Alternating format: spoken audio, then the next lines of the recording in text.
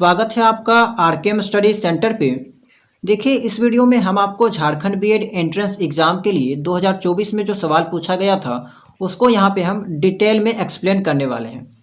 तो अगर आप झारखंड बीएड एंट्रेंस एग्ज़ाम की तैयारी कर रहे हैं या फिर एमएड की तैयारी कर रहे हैं, बीपीएड, एमपीएड, ये सब के एंट्रेंस एग्ज़ाम की तैयारी कर रहे हैं तो ये वीडियो आपके लिए काफ़ी हेल्पफुल रहने वाला है, क्योंकि सभी एंट्रेंस एग्ज़ाम में आपका जो सवाल पूछा जाता है वो सेम पूछा जाता है। ठीक है, तो अगर आप इसकी तैयारी कर रहे हैं तो वीडियो को लास्ट तक जरूर देखिएगा, ताकि आपको पता चल सके कि आपके एग्ज़ाम में जो प्रश्न पूछा जाता है उसका लेवल क्या होता है एंड किस टाइप का सवाल पूछा जाता है। ठीक है, तो इस वीडियो में हम आपको जो है वो केवल हिंदी सेक्शन के क्वेश्चन को एक्सप्लेन करेंगे, जो कि आपका 2024 में पूछा गया था।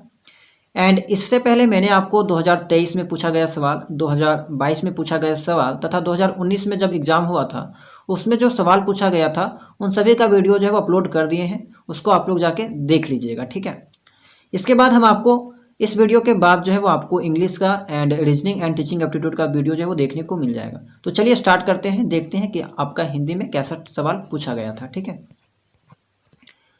देखिए, पहला जो सवाल पूछा गया था आपका वो आपका था कि जिन अव्ययों का संबंध वाक्य से नहीं रहता, जो वक्ता के केवल हर्ष, शोक आदि भाव सूचित करते हैं, उन्हें डैश अव्यय कहते हैं। ठीक है, समुच्चय बोधक, विस्मयादि बोधक, संबंध बोधक, इनमें से कोई नहीं।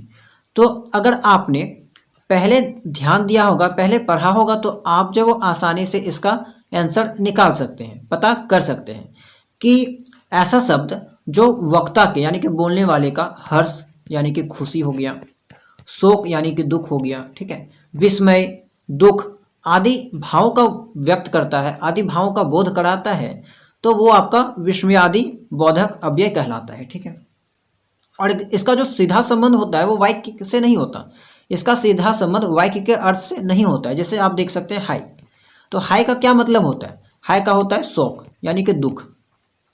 अब किसी का तारीफ हम लोग करते हैं कि वाह, तो ये क्या है? एक तारीफ है, एक प्रशंसा है, तो ये आपका विस्मयादि बोधक है। विस्मयादि बोधक में आपने ये भी ध्यान दिया होगा कि हमेशा विस्मयादि चिन्ह का प्रयोग किया जाता है। ठीक है, जो ऐसे रहता है, तो आप इस चीज को पहले से जानते होंगे, तो यहाँ पे इसका राइट आंसर हो जाएगा।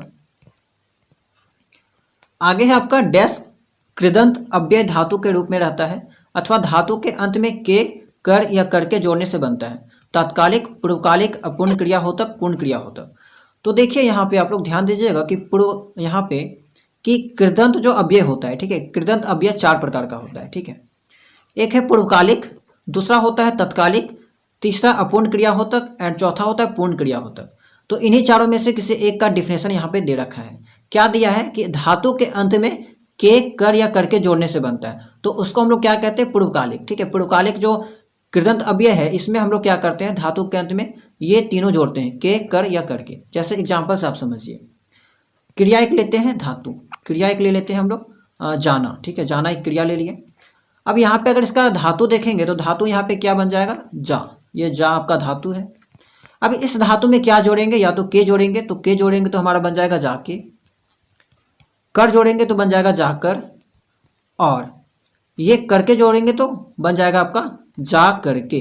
तो ये जो तीनों शब्द आपका बना, ये आपका क्या है? कृदंत अव्यय है। कैसा कृदंत अव्यय? पूर्वकालिक कृदंत अव्यय। ठीक है, तो ये आप, आई होप कि आपको समझ में आ गया होगा। ठीक है, ये जो डिफिनेशन दे रखा है वो पूर्वकालिक के अकॉर्डिंग दे रखा है। तीसरा सवाल है आपका, विशेषण के द्वारा जिस संज्ञा की व्याप्ति मर्यादित होती है उसे क्या कहते हैं? देखिए, विशेषण किसको कहा जाता है? जो संज्ञा या सर्वनाम की विशेषता बताता है एंड जिसकी विशेषता बताई जाए उसे विशेष्य कहते हैं। तो यहाँ पे अगर संज्ञा की जगह सर्वनाम भी रहता तो आपका यही आता है, विशेष्य। ठीक है, विशेष्य वह चीज है जिसकी विशेषता बताई जा रही है, यानी कि संज्ञा। चलिए तीसरा देखते हैं, तीसरा हो गया। आगे देखते हैं कि किसका वास्तविक नाम वैद्यनाथ मिश्र था। ठीक है, वैद्यनाथ मिश्र किसका वास्तविक नाम था? तो नागार्जुन, नागार्जुन का जो है वास्तविक नाम ये आपका वैद्यनाथ मिश्र था। ये चीज आप ध्यान में रखिएगा। पांचवा देखते हैं, पांचवा सवाल क्या था आपका? रामचंद्रिका ग्रंथ के रचनाकार हैं। ठीक है, रामचंद्रिका ग्रंथ के रचनाकार कौन थे? इनमें से आपको बताना है कौन है, ये आपको बताना है। ठीक है, केशवदास, पीड़ीदास, भूषण, इनमें से कोई नहीं। तो आपका केशवदास सही हो जाएगा। ठीक है, केशवदास जो है वो हिंदी साहित्य के एक प्रसिद्ध कवि हैं और इनका जो नाता है वो आपका रीतिकाल से देखने को मिलता है, रीतिकाल से। ठीक है, दूसरा है आपका अच्छा, इसके बारे में और एक चीज़ आप याद रखिएगा केशव दास जी के बारे में, कि इन्होंने जो पुस्तक लिखी थी, ग्रंथ जो लिखी थी रामचंद्रिका, इसमें आपको रामकथा देखने को मिलती है। ठीक है, रामकथा पे ये चीज़ जो है वो आधारित है। एंड इसका जो उपनाम है वो है आपका आचार्य केशव। ये 3 चीज़ें आपको इसके बारे में याद रखनी है, 3 बातें। आचार्य केशव, ठीक है, केशव दास का उपनाम आपका हो गया आचार्य केशव।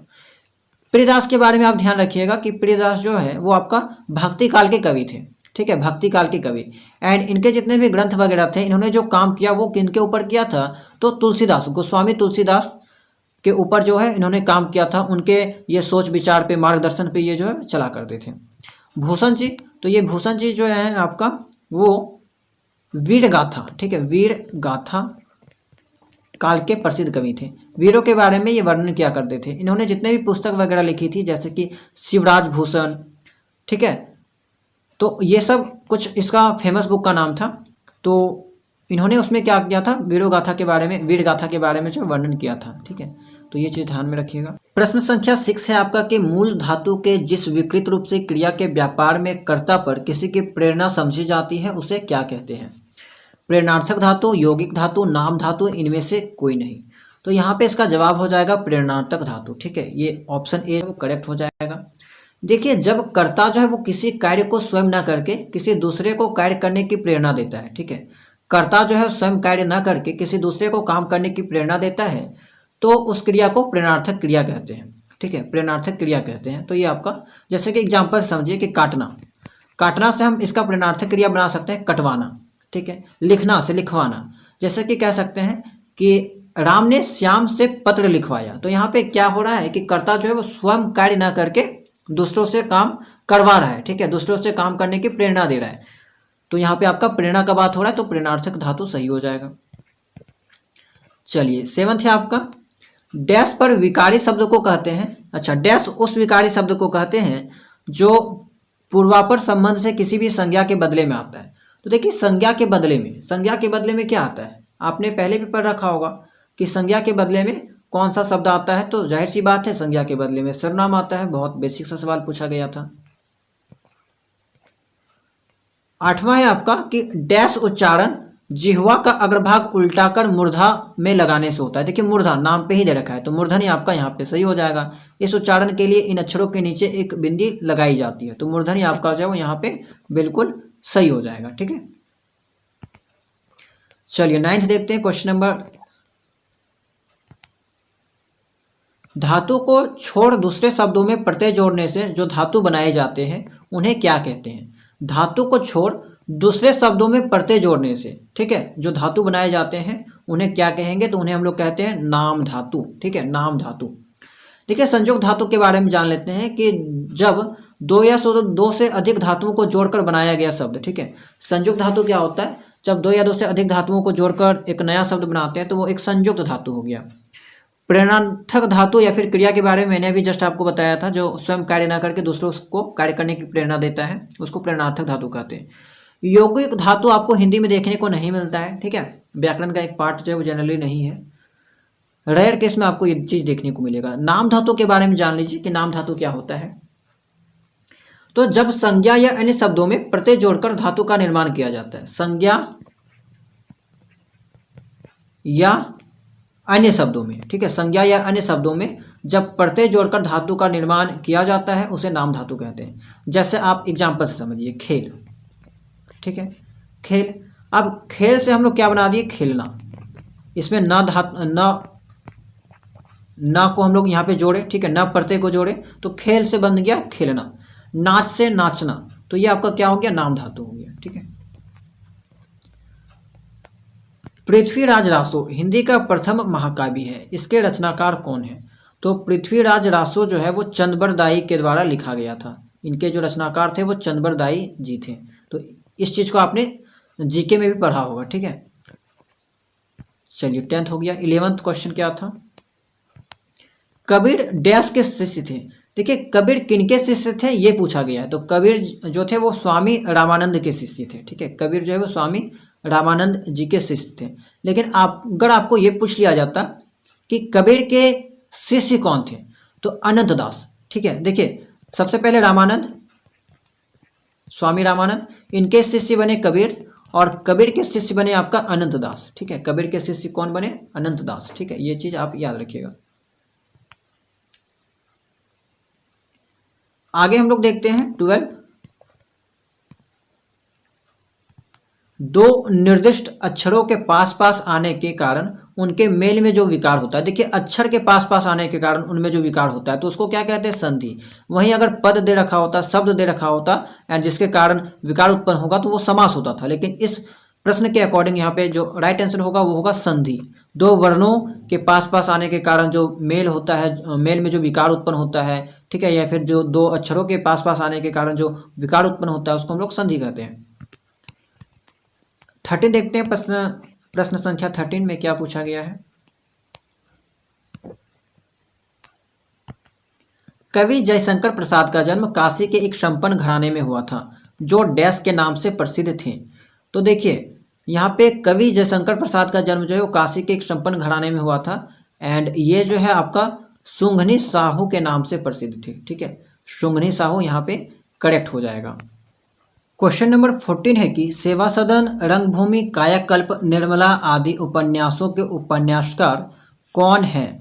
ऋषभ चरण जैन, भगवती चरण Verma, Premchand and last option है आपका वृंदावन लाल वर्मा। तो यहाँ पे इसका जो राइट आंसर हो जाएगा प्रेमचंद सही हो जाएगा। ठीक है, लास्ट प्रश्न देखते हैं। तार सप्तक के संपादक कौन थे? तो तार सप्तक के जो संपादक थे वो आपका अज्ञेय जी थे, ये आपका सही हो जाएगा।